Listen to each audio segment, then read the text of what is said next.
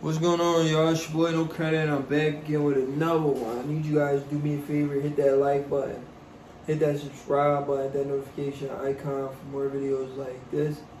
That being said, let's get into it, man. So, Kid Austin, Schofield, Floyd Schofield, who fights in the lightweight division. He was supposed to have a fight with, what's his name? Jojo Diaz. But Jojo Diaz, he pulled out of the fight because he outpriced himself. And now he's fighting some dude named Perez, who he's going to make less money for. But he don't want to take a loss to, what's his name? Kid Austin. Because it's probably going to be a devastating loss. It might be a retirement loss. Shit, you never know. Kid Austin, he's a solid fighter, big puncher. But anyway, I don't want to talk about that missed opportunity by Jojo Diaz. I'm going to talk about what Kid Austin had to say. He recently did an interview with Fight Hype, and he was asked on the Errol Spence JR situation, and he gave his honest opinion. He said, you know, I'm from Dallas or something like that. Or I grew up in Dallas. I don't know if he said he's from Dallas or grew up in Dallas. You know, he said something similar to that. He's like, I'm from Dallas, and Errol Spence is my guy. I was rooting for Errol Spence versus Terrence Crawford. But I think Errol Spence is capping about the cataract being a reason why he wasn't able to see Terrence Crawford hitting him with so many jabs. He straight up called Errol Spence a liar. He said, I don't think he's lying about having cataracts, but he is lying about it being a reason why he got hit with so many jabs. Do you guys understand that? He says he's not lying about having cataracts, but it's not the reason why he lost the fight. He's lying about it being a reason why he got hit with so many jabs. And plus, he believes that Errol Spence suffered damage in the fight, which led to why he got the surgery. You know, and I think Chris, what's his name? Kid Austin. I always call him Chris. Kid Austin is saying what everybody's afraid to say, which is 100% cap. We cannot let Errol Spence Jr. wait almost a year to come out with these excuses and then just want us to accept these excuses like they're valid and legit. You didn't have no excuses for the fight, after the fight.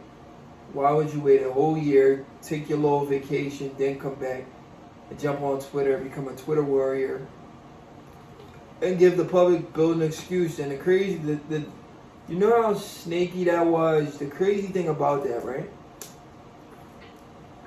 Errol Spence a nut. And I would tell him that to his face, honestly. He's a nut for this reason right here. He gives these excuses on why he lost, right? He even said he didn't spar. He even talked about rib injury and all this nonsense he said. He was willing to bet $100K with Ishe Smith to prove that he didn't spar. For the biggest fight of your career, you didn't spar. That makes no sense. So why would you go into a fight?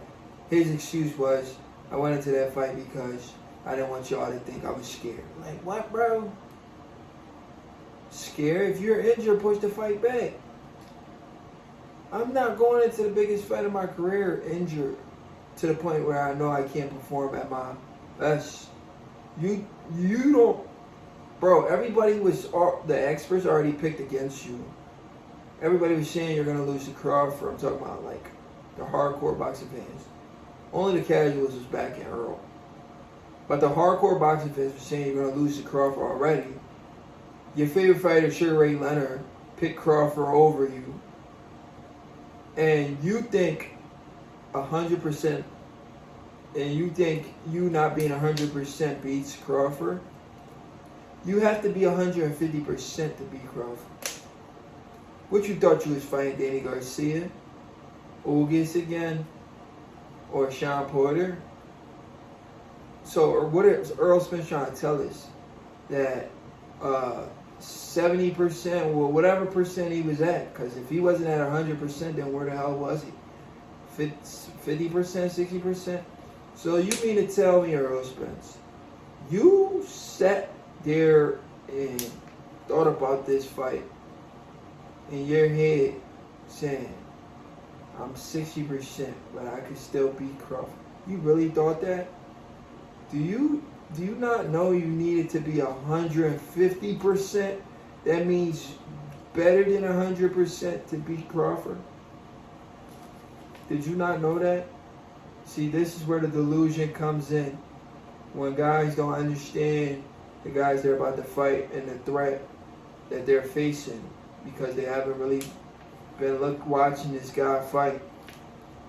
You have to study your enemy or your rival, your opponent. You have to know their weaknesses, their strengths. You can't just think what you've been doing is going to work just because it's been working against other guys. There's going to be one guy where everything you've been doing may not work. You're going to have to make adjustments. And that was the case with Errol Spence Jr. And he wasn't able to make the adjustments. And he got his ass kicked. So now he's giving us all these excuses we thought we would never hear from Errol Spence Jr. You know, it's disgusting for the sport of boxing. The sport of boxing don't need stuff like that. You understand what I'm saying?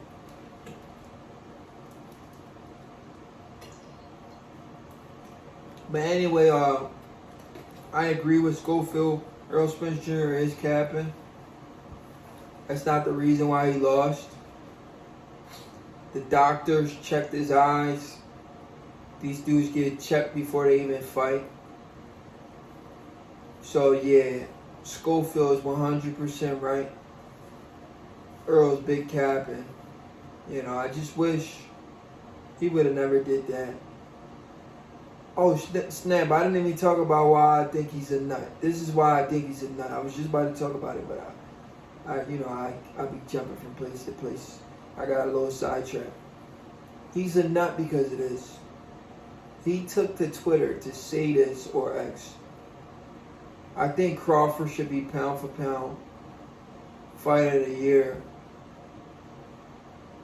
He said, I think Crawford should have been fight of the year over Naoya Inoue.